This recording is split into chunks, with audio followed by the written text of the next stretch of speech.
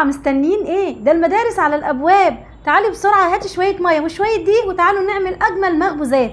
زي ما انتم شايفين قد ايه طريه وهشه جدا جدا وحاجه بجد خطيره ليها للولاد في المدارس، ليكي وانت رايحه الشغل، للرحلات.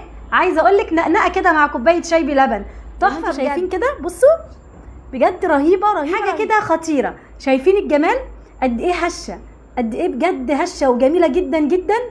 تعالوا بقى نفتحها من جوه. بصوا يا بنات بجد رهيبه مع كوبايه شاي بلبن ولا كوبايه قهوه الصبح. حاجه كده خطيره يا جماعه، جربوها ان شاء الله هتعجبكم جدا. بصوا كده اول حاجه هنا عندنا كوبايه من الحليب زي ما انتم شايفين كده، او كوبايه من اللبن، يعني كوبايه من الحليب زي ما احنا بنقول في تسجيلنا في الفيديوهات.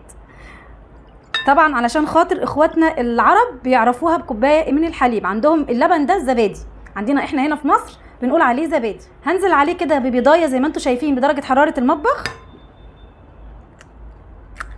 بسم الله الرحمن الرحيم. هنزل على البيضايه بمعلقه كده كبيره من الخل. عندي هنا حوالي 4 معالق زيت كبار، زيت نباتي عادي، ما عندكيش ممكن زبده ممكن سمنه، اي ماده دهنيه هتمشي في الوصفه دي. هنقلب بقى كل المواد السائله اللي احنا حطيناها كده مع بعض. هنحط هنا بقى على المكونات السائله دي معلقه كبيره كده من الخميره الفوريه، عليهم كده معلقتين كبار من السكر، وعندنا هنا رشه من الملح، حوالي كده ربع معلقه من الملح. نكمل تقليب.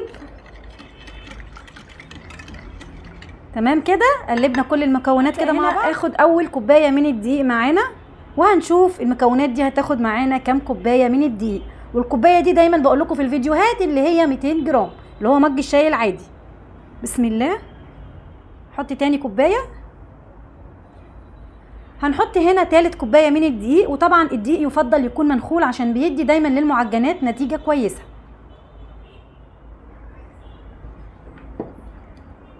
وهنا هبدأ بقى انزل بالكوبايه الرابعه تدريجيا ونشوف العجينه هتاخد مننا قد ايه.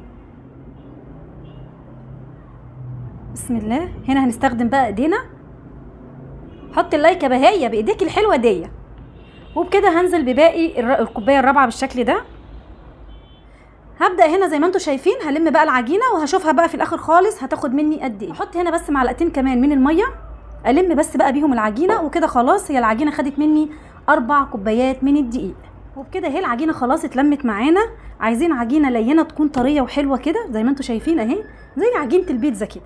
كل ما العجينه بتاعتنا تبقى طريه كده زي ما انتم شايفين هتطلع لنا المخبوز بتاعنا هاش وجميل جدا. اهو شايفين العجينه عامله ازاي ما شاء الله. هنبدا بقى نحطها كده في البوله، بس نرش رشه دقيق او زيت اهو، ونحطها كده في البوله ونغطيها بقى كده بفوطه المطبخ او باي حاجه عندنا، بورق استرتش، بطبق، باي حاجه، ونحطها كده في مكان لمده نص ساعه بس تخمر معانا وترتفع، وبعد كده نكمل وصفتنا. هنا كده زي ما انتم شايفين بعد ما عدى مرور حوالي نص ساعه بالشكل ده خمرت معانا العجينه بسم الله ما شاء الله بالشكل ده كده. نديها البوكس بتاعنا اللي متعودين عليه. بصوا كده خمرت معانا. ناخد قطعه كده من العجينه بعد ما خمرت ونعملها كرات بالشكل ده كده.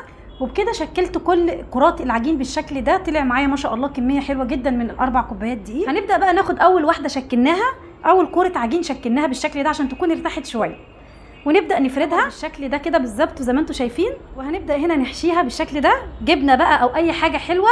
العجينه دي تنفع للحلو والحادق. هنجيب بقى العجينه هنا من النص ونحطها على بعض كده بالشكل ده نقفلها، وهنيجي على الجزء اللي تحت نقفله كده بالشكل ده اهو تمام، وندوس عليها كده. وهنيجي بقى على الجزء اللي من هنا ده كده المفتوح بالشكل ده، هنيجي بقى نجيب الطرف ده كده وهنبدا ندخلها كده في دي. بصوا انا بحاول بس اوريكم المنظر اهو، عملناها زي كونو كده او زي القرطاس بالشكل ده، قفلناها اهو. وبعد كده هجيب الجزء ده اللي مفتوح من فوق هحطه هنا على دي واقفلها كده اهو. واخدين بالكم؟ يا رب بس يكون الشكل شارح نفسه. بصوا بتبقى كده مديه على شكل نجمه او على شكل سمبوسه. بقى هنا في الصاج بتاعنا مدهون دهنه كده بالزيت بالشكل ده كده، بتدي على شكل قلب كده، بتكون جميله جدا، او شكل نجمه. بس خلوا فراغات ما بين كل واحده والتانيه علشان لما تختمر حجمها بيتضاعف، لان دي لازم تخمر كويس جدا. المخبوزات بالذات لازم تخمر قبل ما تخش الفرن. زي ما انتم شايفين كده واحده تانيه اهي وتعالوا نعمل بقى شكل تاني اللي زي ما قلت لكم. هنبدا نحطها كده ونبدا نمسكها كده على بعض، ودي بقى هنقفلها خالص اهو كده. هتحطي الحشوه في النص وتبداي تقفليها خالص بالشكل ده اهو، وبعد كده تبداي تدوسي عليها بالشكل ده. زي ما انتم شايفين كده خلصنا تشكيل المخبوزات بتاعتنا النهارده. قد ايه سهله وبسيطه. عملنا شكلين زي ما انتم شايفين كده، شكل مطول والشكل النجمه اللي قلت لكم عليه اللي هو ده. بصوا ده ما شاء الله خمر شويه ازاي عشان كنت مغطياه على بال ما اكمل بقيه العجينه. تعالوا بقى على اللي خمرت معانا دي دلوقتي، ما نسيبهاش تخمر اكتر من كده. هنعمل ايه؟ هنروح جايين بقى هنا معلقتين لبن كده ندهن على الوش دهنه بسيطه كده، وايديك تكون خفيفه عشان ما تهبطيش. انا هنا هحط عليهم حبه البركه، تحطي عليهم بقى سمسم. احنا عايزين على قد ما نقدر نخلي قطعه المخبوزات دي مفيده جدا للولاد. وكده حطيت لها هنا حبه البركه، وهاخد بقى الصينيه دي على درجه حراره 190 ل 200.